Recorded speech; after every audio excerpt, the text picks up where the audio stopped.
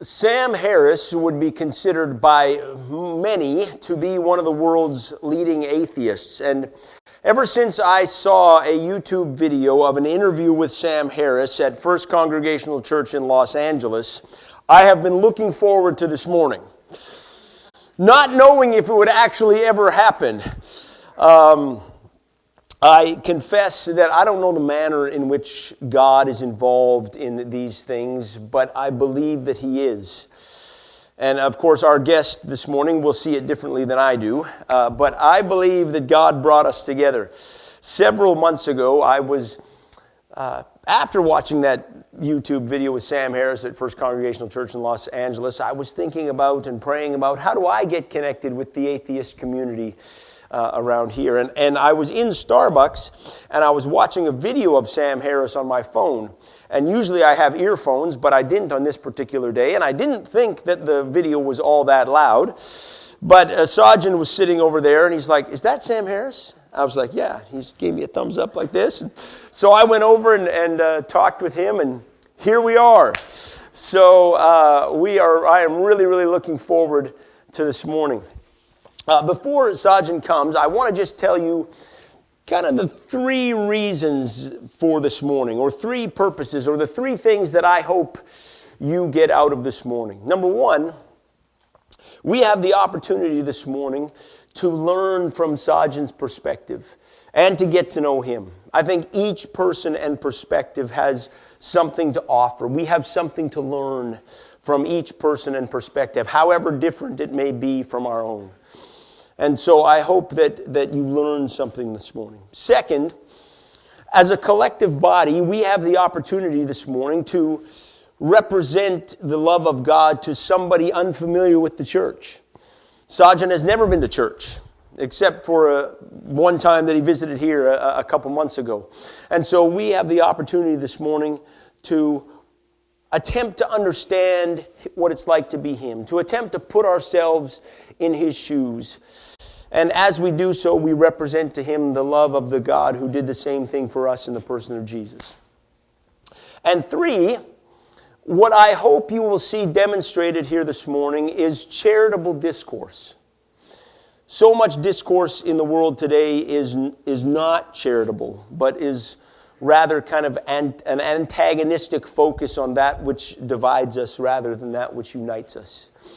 And certainly there's some things that we will see differently, and this morning is not really a debate, it's a back and forth as much as it is us trying to get to know Sajan. But I hope what you will see here is an example of charitable dialogue that is beneficial and positive, and a way that we can do things moving forward. So I'm really looking forward to it. So what's going to happen is Sajan is going to come up, and he and I are first going to kind of go through some questions that we have planned already, and we're going to hear from him a little bit. And then we want to give you the opportunity to ask any questions that you might have. And I know all of you will do that graciously and kindly, but Sajan, he is not easily offended, and he would encourage you to ask whatever question you want to ask. And we are, in for a treat this morning with him. Sajan and I have had the opportunity to get together several times and visit several times, and I admit he is smarter than I am. I wish I was saying that tongue-in-cheek, but we are in for a real treat this morning. We are glad to introduce Sajan Parikh. Here's how you pronounce his name. Just a couple forward there, Garrett. Maybe two more. One more. Sajan Parikh. So like a saw and you're drinking gin. Parikh, okay? Good. So come on, Sajan. Let's welcome him as he comes.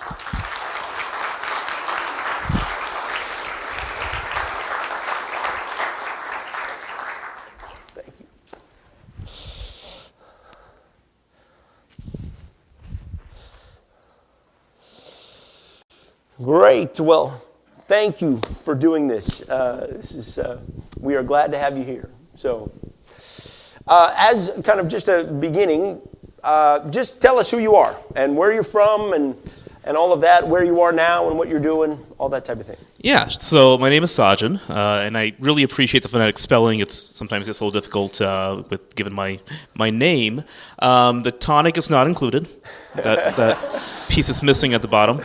But my parents immigrated from India. So I'm first generation born, but I was born here. I was raised in a small town in Iowa. If anyone's familiar, it's just outside the Quad City area. So very much like where we are here in Wisconsin. So I've kind of been in this small, rural, developed kind of area of the Midwest my whole life. I have lived in Wisconsin for about 3-4 years. I work in the IT field. I do network consulting for internet service providers, data centers, mainly make sure that when you go to Facebook on your phone, everything works. But if it doesn't, it's not my fault.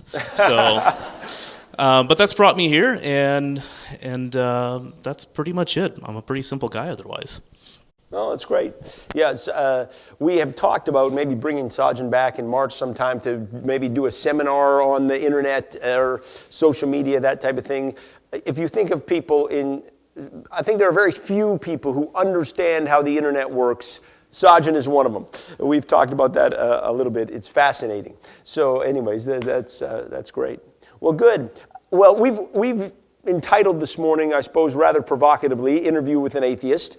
Although I think all of us would admit that we kind of have our own definition of that word, and whether or not that corresponds to its actual definition, I suppose, is anybody's guess. And I think we all have stereotypes around that word, just like maybe the word Christian, there come with certain stereotypes, I suppose, the word atheist as well.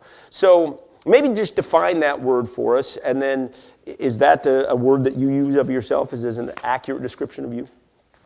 I try not to use that word for myself, but in some cases it is the most descriptive and easy to kind of throw some of the ideas out there. However, it's important to remember that the word atheist doesn't really speak to anything other than one singular subject, right?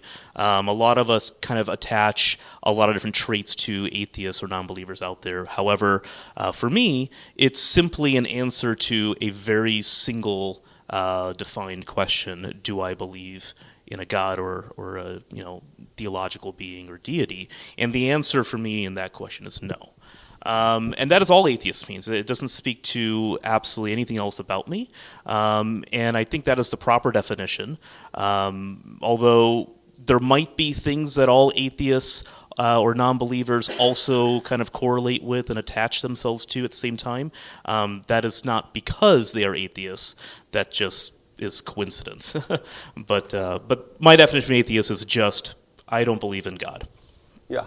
So maybe as we think about what is an atheist, just use that definition, someone who doesn't believe in God, and try not to assign any other meaning or all atheists are X. It usually doesn't work that way.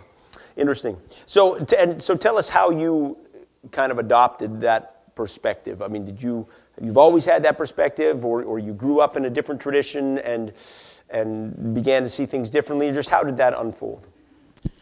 Yeah. As I mentioned, my parents are from India. So growing up, they just moved over here. They're in their 20s. They just had their first kid. They're trying to hold on to the things that they grew up with, right, and their culture and their traditions and stuff. So for those of you that are not, first or second generation immigrant, households, you may not see the perspective, and that is inside those households, it's almost like you're back in the home country, and for a lot of cases, it's not just Indians. I think that this is true for almost any immigrant family. So growing up, I was immersed in Jainism, which was the religion that my parents followed, and immersed in the traditions and the cultures and the values and the rituals, everything from what we ate to when we ate it to what we did on certain holidays. All of that was influenced by my parents kind of recreating and bringing over the culture and tradition that they grew up with. After some time, it just became a part of who I was, when you're young. And then in the second or third grade, I was sent to India for a whole school year. And my parents basically said, you know what, we just send him, and I don't know if this is a normal thing to do, to send an 8-year-old kid to a different country for a whole year, but they sent me to a boarding school. My grandparents ran the school, so it wasn't completely neglect.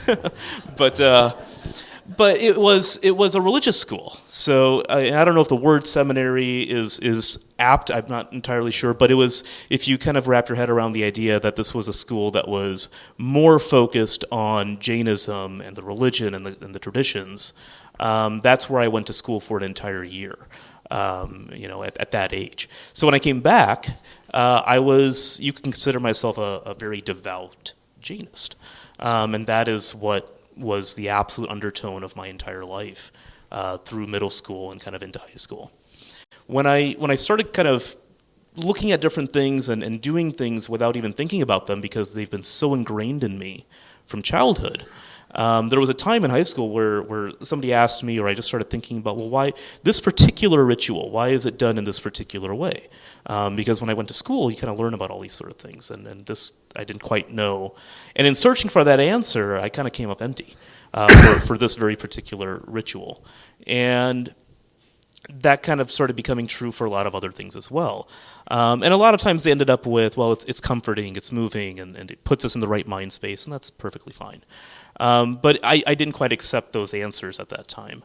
So where it kind of led my headspace was, let me start from the other side. Let me just not believe anything and see if that will lead me down a path to get me answers that I would accept. And ultimately, I never got there. But that started me down this road of kind of questioning certain things and putting meaning and understanding different things through a different lens. And that's kind of how I arrived at being a non-believer. And I've kind of stayed there to a certain degree, yeah. Yeah.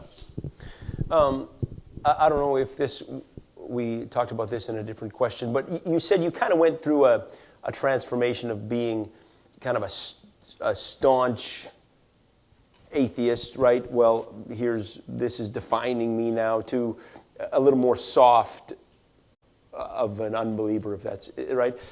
Describe that process. Yeah, so in that time where I kind of switched and said, okay, well, let me start as a non-believer to find my answers, there's a little bit of discomfort when you kind of throw away everything that you've been taught and you've grown up with, and it's scary and it affects you. So when I kind of didn't come up with the answers that I wanted, it led me down, okay, well, now I just don't believe anything, and you shouldn't either. And it was combative, it was hostile, but that's how I dealt with my journey of my sort of changing beliefs. And that's just how I was for the longest time. It defined me, what I didn't believe and what others believed, and me having to always show other people kind of this is how I see things. Until I started talking with my mother. And my mother was very open, still a devout Jainist all her life. She was very open. We had great conversations. She would engage me even as a non-believer, and we would go back and forth for hours and hours at a time. I would always think that I won, and she would always, throw an extra chili pepper somewhere. Just what it was. But unfortunately, she was diagnosed with cancer at the age of 46. And these conversations were great, and we would have them all the time, even still as she's being treated and all this stuff, until she started passing, and it was clear that she's about to pass. She said something that, in the moment, was very, it hit me in a way that was very different from previous conversations, and she.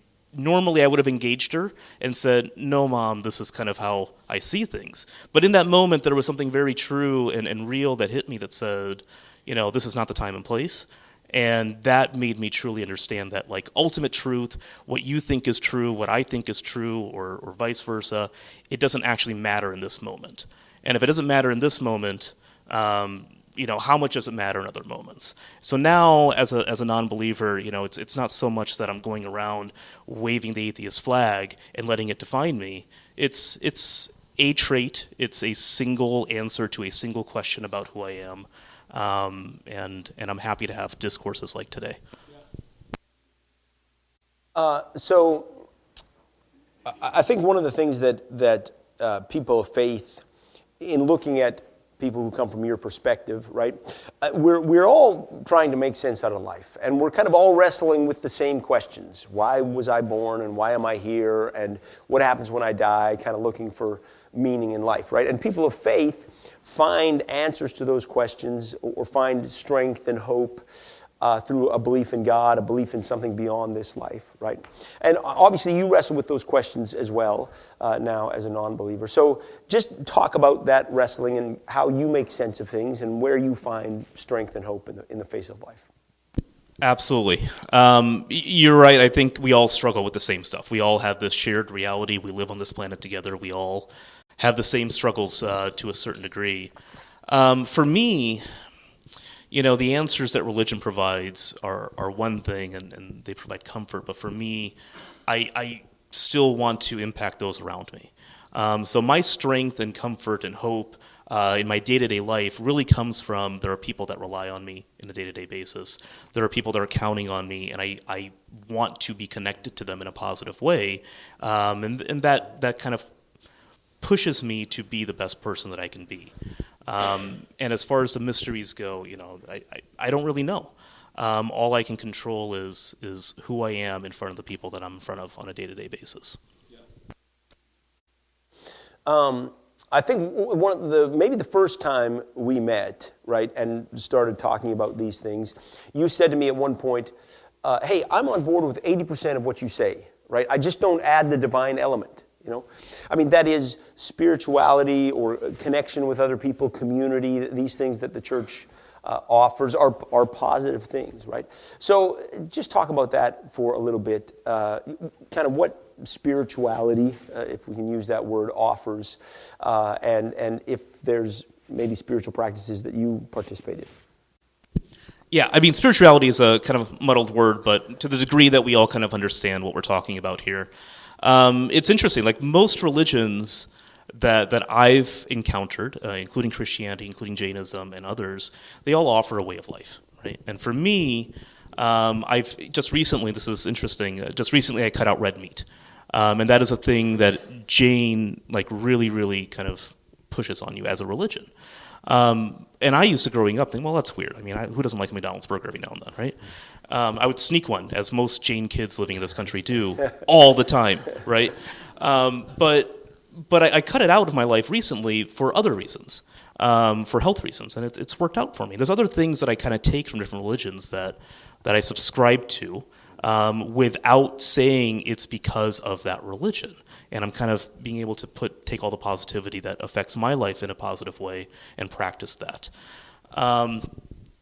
And to a certain degree, how we participate in religious rituals today, Christmas is a great example. Just because I don't believe in the God of the Christian Bible or really any religion doesn't mean that I don't appreciate the joyfulness and cheerfulness that our society has kind of all stopped and accepted to observe, especially when it comes in the gloomiest, coldest, wettest, darkest time of year. What am I going to do? I'm not going to sit on my faith and not participate. And these are things that still bring positivity to me. And I can participate by giving gifts, being cheerful, being charitable. Even though these are things that we might need to do all the time, it's good to have something in society that on that day or in that season reminds you that this is something that we need to make part of our lives. So Christmas is a great example, but there's other things that I participate in all the time that I don't do them for religious reasons. It's because the people around me are having a positive experience, and I want to participate in that. And as long as I'm being respectful and the other people are being respectful, and we don't infringe on people's beliefs, there's no reason with that I can't share and participate in the positive and cheerfulness. Yeah. Oh, that's great. And maybe that leads us into, you and I have talked about the mystery, right? That we're all living under this blanket of mystery, that we're trying to make sense of life we don't really know, right? And maybe a valid critique of people of faith is that sometimes people of faith can talk about their beliefs as though they're matters of certainty rather than of faith, right? And maybe we just need to acknowledge that this is faith, right, in the face of that about which we're not certain, right? So just talk about that, about how maybe faith plays some sort of role in your life as you kind of face this blanket of mystery. I don't know if that's fair to say faith plays a role, but you see what I'm saying. Yeah, absolutely. And I think some non-believers have a problem with the word faith, but I think, as I kind of answer this, you might see that I view it a little bit differently. And at the end of, at the undertone or overtone of everything in our life, there's these great mysteries: why we're here, where we go after we die, what's the meaning of what I did today. And all of these things I struggle with the same as most people. The difference is, with religion and theistic views, you kind of are offered a explanation and an articulation, I should say, of some answers to there. Now, whether those answers are true or not don't actually even matter, because in my view, as long as we say we don't know, there's a conversation, there's a further discovery, and there's search and discourse. So for me, these mysteries all have some answer that I will say I just don't know. And you can call that faith, you cannot call it faith. You can articulate it through stories in the Bible and chapters and Gospels in the Bible and kind of put words and explanations around it. But I think ultimately the core is that we don't know. But at the same time, my day-to-day life requires me to not be paralyzed, right? I can't just say, well, I don't know what the meaning is of my life. I mean, at that point, you wouldn't get out of bed, right? What's the point? So the answer to all these questions, you kind of have to have something that you hold to be true. And I accept that what I hold to be true on any given thing may not be rooted in fact. It may not be, researched or, completely empirical evidence for, but it is what I hold to believe to get through the day. And I work with the best information that I have at the time, and if that changes, maybe my beliefs change. And I think, forgive me for saying, I think the church does the same thing too. If you look at history, I think as things have changed, different explanations for things have changed. The only difference is, I think there is an underlying idea of God in religion, and I just don't have that one piece. Well, and maybe as a follow-up to that, I know I said to you at one point, maybe non-believing people would look at the church and would say that our default answer is God, right? So we look for God in things, and we'll credit God with answers to prayer or whatever it is, right? We default to God. And I said, is it true to say that atheists kind of default to coincidence, right? What we would say, well, this was God's hand. You might say, this is coincidence. Even you and I getting together, for example, right? But I thought you just had a good answer. It's more nuanced than that, right? You wouldn't just say, well, this is coincidence. Yeah, I mean, again, if I say it's coincidence, that's because it's all I can offer at that moment with what I know. And maybe later on, we might get more evidence or some information, or somebody tells me, oh, by the way, did you ever meet Jeff? I'm like, what are you talking about? Well, I set up a meeting with you that day. And I'm like, well, I thought it was just coincidence. These things could happen. And at that point, I would then change what I hold to be true and what is actionable in my day-to-day life. But you're right. I mean, to a certain degree, by default, I would just say I don't know, and you can substitute that with coincidence. But that is only a function of I need to know, I need to hold something to be true as actionable to get through the day. But it does morph. Yeah. And where it's, rather than just saying, well, this is just coincidence, it's I'm taking an explanation based on the information that I have in front of me, right? And 10 years from now or 100 years from now, we will understand the brain better and the world better, and we will have an explanation for some of these things, right? And as you and I have talked about, that's not going to shake my faith in God, but it offers more explanation. No, it's good. I want to throw this one in there again. I know we hadn't talked about this as much, but I think another valid critique of religion is its creation of in-groups and out-groups, right? That if you believe it right and do it right, well, then you're in, and if you don't, well, then you're out, or you're going to heaven, or you're not going to heaven, right? And as you know, I've watched a lot of Christopher Hitchens. Christopher Hitchens was another leading atheist in the world. He passed away in 2011, but really, really sharp guy. But Hitchens would always get around to saying, hey, religion is this dictator who's telling us this is what you need to do, and if you do it, well, then you're on my side, and if you don't do it, well, then I'm going to punish you for forever, kind of thing. And I always want to say to Hitchens, I don't see it that way, right? For me, the divine is this parental figure who is trying to help us go in the right way, but loves all of us, right? That God's love is everlasting, and that He's going to redeem all of us and reconcile all things, make things right, bring justice, all of that. Whether or not you believe it, right, or all that kind of thing. And so, and I want to say to Hitchens or ask you, I mean, does that make a difference? I mean, does that in some way soften the critique of religion in this creation of in-groups and out-groups? Yeah, first, what you believe to be true is accurate. You will get to ask Hitchens at some point. Right, and you won't. I won't. Yeah. But it does soften things, absolutely. I think we ultimately all kind of believe the same stuff. We all have the same not same experiences, but we all kind of go through similar things in life. And really, it's a matter of I don't know versus I do know. And inherently, when you kind of start a conversation in that manner, you don't really have a whole lot of place to go as soon as you hit that subject. You can have a 30-minute discussion, hour discussion around that and never actually hit the core, but then what's the point? And I think the minute you stop asking questions or open to the discourse, that's where we've kind of got some of the negativity in the world today. So for me, it does soften the blow, absolutely, to say that you're loved and I'm loved. Doesn't matter whether I believe it's true or not. It kind of matters what the other person believes. And if you're starting the conversation with a positive notion, even if I don't agree with where your positive notion comes from, it's what I have to go off of. It's the tangible, materialistic thing that I have to go off of and that I can interact with you on. And at that point, like I said, it doesn't matter if your love and positivity towards me is because of religion or not.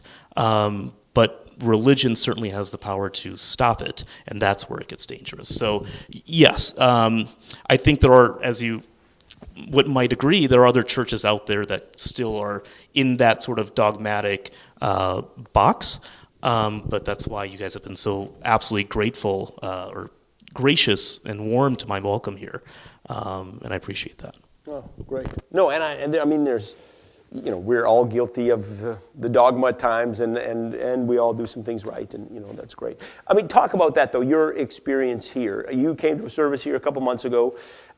You had kind of never really been to church before, right? Just talk about your experience here. Yeah, it's interesting. I mean, the idea is, coming into it, if you're like me, you've never gone to church and you don't really know what to expect. You think you're going to go there and they're going to convert you, and you gotta sign a bunch of papers. They talk about membership. There's a background check. Like, you have no idea. There's no concept, right? When you're on the outside. And the idea of just, when I asked Jeff, like, what do I expect? I had to actually ask you, literally, when I walk in the door, what do I expect? Because no concept. And I walked in. Somebody greeted me, and it was wonderful. This is the only place as an adult that you can kind of go to a room of complete strangers, and everybody is just saying good morning, and just positive and cheerful. So I sat down, and whether I believed in the service or the religion or not, there's a lot of positive things that happen when you're in this room. Whether it's a church, a temple, synagogue, mosque, almost any of these places, there's kind of this unwritten sort of peace that empowers, comes over you as soon as you walk in. There's no rules or anything, but for some reason I instantly knew that this is a place where I should turn off my phone, right? Like no one had to tell me that, right? But it happens kind of naturally. And then you're sitting here, you're watching the worship, you're listening to the music kind of come over you, and there's this sort of forced mindfulness. And that has nothing to do with religion. That has nothing to do, for me, in terms of theology or a deity. It's just forced mindfulness that's something that I would have never gotten in my week otherwise. And some people try to do it, but it's hard. And being forced in that way here is a way to kind of get your positivity And the best word I can say is it's intoxicating. And I don't mean that in a negative way. It's just overwhelmingly, intoxicatingly positive. And it's something that I think is very beneficial. Yeah. No, that's great. I mean, there's a great group of people here, and I know you say, we kind of talked about you being nervous to go to church, thinking they're going to try and convert me kind of thing, right? And obviously this place has been really, really positive for me and these people, and that we say we believe in diversity, respect, and theological humility, right? And so I don't have to convince you of any, your people are welcome here, and we're glad that you find something positive here. That's great. So tell us quickly too, how can we continue to be a part of building a bridge, between different perspectives? And hopefully this morning is part of that, right? But how can we continue to be a help to the unbelieving community? Just to clarify, you mean short of you blasting Sam Harris at Starbucks? Yeah, right. Well, okay. I'll keep doing that too. Yeah. It's interesting. Just like I mentioned, I had no concept of what to expect coming in here, and I think that is true of most non-believers, and certainly true of most non-Christians, even if they are believers of other faiths. And one thing that, and I don't know how feasible this is my personal opinion, but there are absolutely things in the week that, I have time, and there's lots of goals and things that the church groups are able to execute in terms of volunteering, food drives, just doing positive things in the community that I would love to be a part of. However, I feel like there's no outreach that removes the church aspects of it, the theological aspects of it, in which I feel comfortable enough to offer my time and volunteer. So if there was a way to kind of make that messaging a little bit more inclusive, and if that means detaching it from the church to a certain degree, obviously the church is putting it together, it's the same people. I think the positivity there is, I would imagine you'd agree that your congregation is not solely defined by the people that show up in this building every Sunday. And anytime you can expand, each other's networks throughout the week is an expansion of our ideas and beliefs in the church and my community and everything. Yeah. So just a way to kind of allow me to feel comfortable participating in some of these things. Yeah. Yeah. Yeah. No, that's great. And there's some things that we do throughout the week that we'd love for, you're welcome to participate in, that I think by and large are detached from, the particular practices or beliefs of the church, that we want to be a positive benefit in our community too. So, no, that's great. Any of you have a question that you would like to ask? We'll do our best, obviously, to keep our questions short. I know you could yell them out, but Rob will bring the mic just because it'll help when we record. So we got one there, and then Bob's got one up in the choir there too. We just wanted to maybe a little summary of what religion was. Hold on, Bob, one sec. Sorry, just because we're going to use the mics so that we get it recorded. You'll get next. Go ahead, sorry. Yeah, I was just curious. So my understanding is that, atheist they claim proof of the non-existence of God, whereas agnostic just doesn't know. So do you consider yourself an atheist or an agnostic? Or do I just not understand the terms? No, it's a very valid distinction between agnostic and atheism. And atheism you described as a proof of non-existence. And I don't think that's entirely accurate. I don't think atheists provide proof of anything. I think they're the ones waiting for proof of something, right?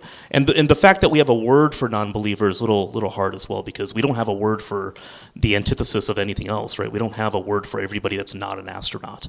We don't have a word for everybody that's not a carpenter. So atheists, like I said, it's just, we're not offering anything. We're waiting for something. And to answer your question now, the available information that I have today, I will squarely hold to get through my day-to-day life that there is no God. Okay. And the only other thing I would wonder is, if I look out the window and I just see everything, the existence, the intelligent design concept. Do you what's your take on intelligent design? You think it's all just coincidence, or? I mean, that's a longer conversation. My short answer would be, in order for someone to say something is intelligently designed, there would have to be something to compare it to that's not, right? Otherwise, it's kind of hard to make a claim and say it is one way when you don't have a contrast for the other way. So kind of, applying that to everything and saying everything's intelligent has very little meaning to me personally, because we don't really have a way of comparing it to something that's not intelligent to say that this is intelligent. I just wondered if you could give us a thumbnail sketch of your family's faith. What is the religion? Was it Jains? Is that what I hear? Jainism? Yes. Jainism. What is Jainism? So Jainism is a sect of Hinduism, and they share a lot of the same things. But Jainists are they're kind of known for nonviolence, peacefulness, family, community, and really the nonviolence piece kind of takes the whole cake here. And it's really, at the end of the day, it's religion, right? But the day-to-day practices, the day-to-day culture and values that are instilled on you in the household are, turn the other cheek, don't get angry, and everything will come around. There's a reincarnation concept, so anything you're going through in the life today is either influenced by your actions in the past or will come back around later as well. I think, sorry, and then we got Dan up here. Yeah. I just want to say thank you that we can do this, that we're not a church where we have the brick under the one arm and the Bible under the other and say repent or else. I'm so excited about this. And my very best friend is an atheist. But for me, Christianity is that times when nothing logic makes sense. And I had one experience like that when a very dear friend of mine committed suicide. And I battled with that for 2 weeks. And I cried, I pleaded, I prayed, and I got to the point where I know that my logic cannot give me an answer. And one morning at 3 o'clock, I just went to the lounge and I took Psalm 104 and I read it aloud and aloud and aloud. And this dark cloud that was over me for 2 weeks was just lifted. And logically, I would have never been able to gotten over that. And I want to know whether you have ever had an experience like that. And what will your answer for that be? Because mine is, that was Jesus, that was my Savior who got me through that. And I just want to know, what would that be? Because I'm so happy that we can be respectful and having these conversations, because these are the same conversations that I have with my atheist friend. Thank you that we can be at Ozaukee Congregational Church. And thank you to all of you as well. You guys have been absolutely amazing in making me feel comfortable and welcome here and talking about these subjects. I'm sorry you went through that. There absolutely are times where it just doesn't make any sense. And for me, it's really an acceptance of I don't know and I can't explain it. And for some people, that will be enough to lift a dark cloud. For some, it won't. We're all different human beings. We all have different experiences and different thresholds for what makes us happy and at peace. I've gotten to a point, especially after my mom passed away, she was 47, you could say, why? I still have a younger brother to take care of and all these things. And it was a very dark time too. And the idea of trying to understand why this happened was, for me personally, that path was a little bit more negative to my life than simply looking at what I had to offer today to the people that are around me today and kind of making the most positive impact that I could have in that moment and every moment forward. And as soon as I kind of put my brain into that path, my dark cloud was lifted. So the ultimate, my answer to your kind of comment there is, I think we all deal with these things in different ways. And for many of us, the Bible or theology is the tool to help us get through these things.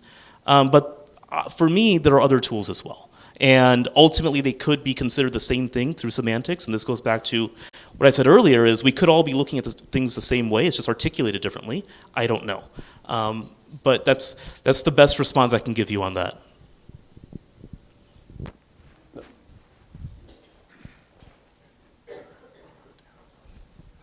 So, Sajan, you're a very impressive young man.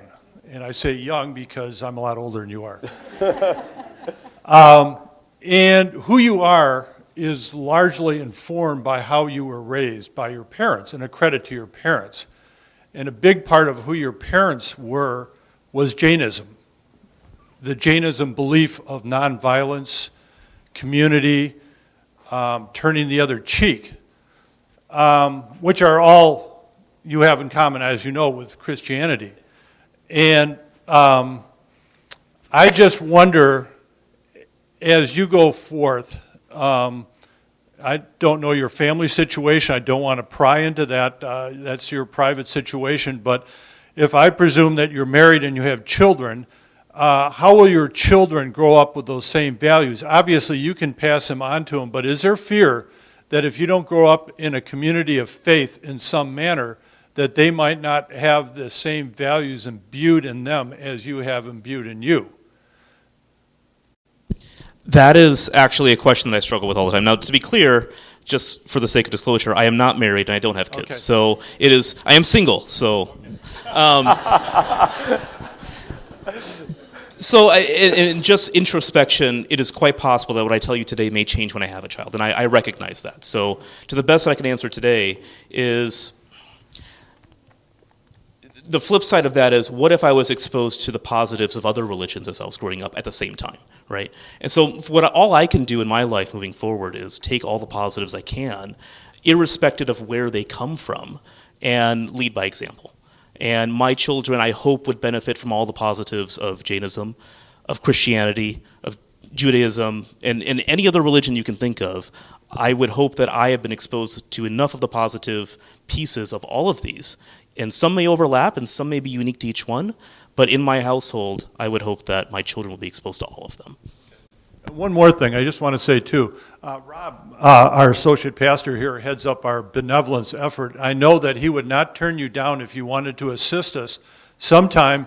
And believe me, there's not a lot of church there. It's just people getting together and doing good works. There's no pressure on you to do that. So you said that you would like to do that, but you felt like you might feel churched if you did it. Well, it's no different than you're sitting right here and you're very comfortable with us right now. And I would encourage you to do family sharing, because my wife and I, who normally do it, won't be able to do it next week. So I'm pitching, I'm pitching for you to take our place, and you could bring a significant other or friend. That's just, yeah. One more question here. Ed's got one there. Hi, thank you for coming. I'd like to thank you for the Christian life that you lead, even though you don't believe in God. Super Sunday is fabulous. You want to get down there, you're going to like it. But all the way through your conversation, there were things the two questions that I was being asked was, what do you think about soul? And have you ever been in a place where you don't know people that you still feel love?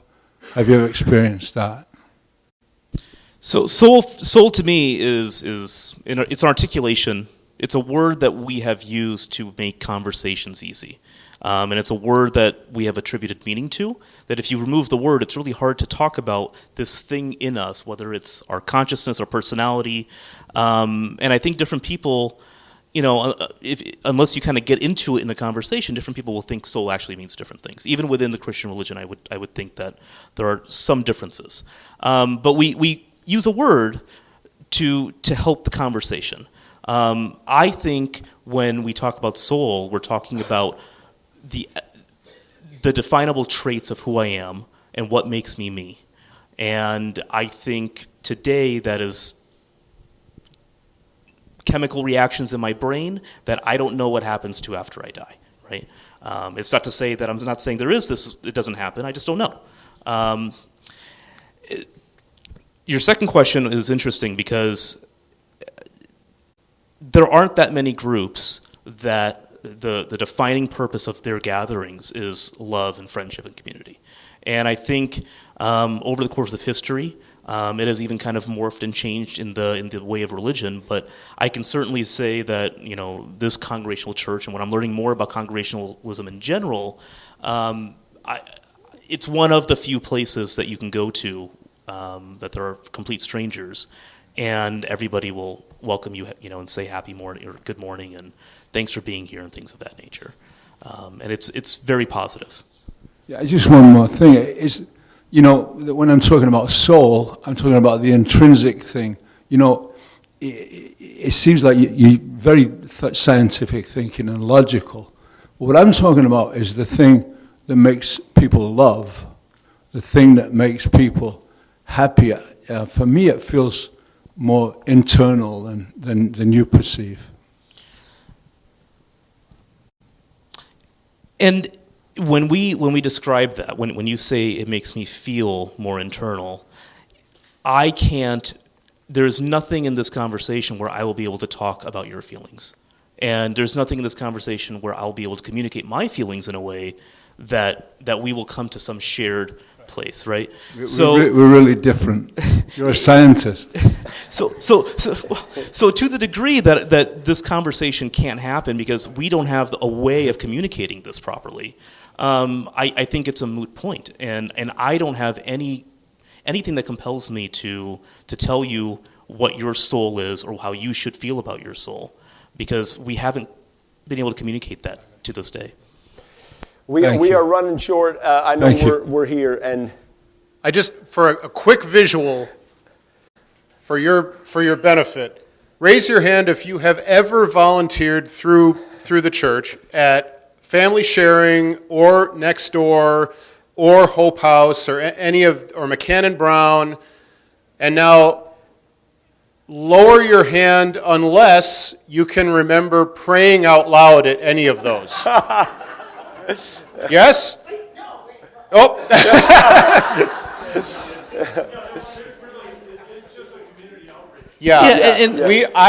I think a lot about, and I really like a quote that has been attributed, it's a little sketchy, but it's been attributed to St. Francis of Assisi. Preach the gospel at all times, but only when absolutely necessary use words. So around here, we typically try to let our actions speak when we're out there in the community. We don't do a lot of theologizing and proselytizing or any of that. So yes, we would love to have you be a part of any of our teams. So thank you for being here. Thank you all. Thank you all very much.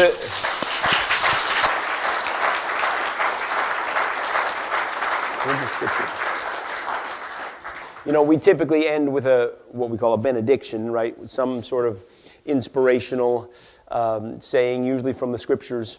And but maybe for you, what we hope for you would come in the words of the Irish blessing, not from scripture. And so the choir is going to send us with our benediction. And I know Sajan would love to visit with any of you. We'll be at the back and then in Fellowship Hall. Thank you all so much. Let's listen to the choir. Your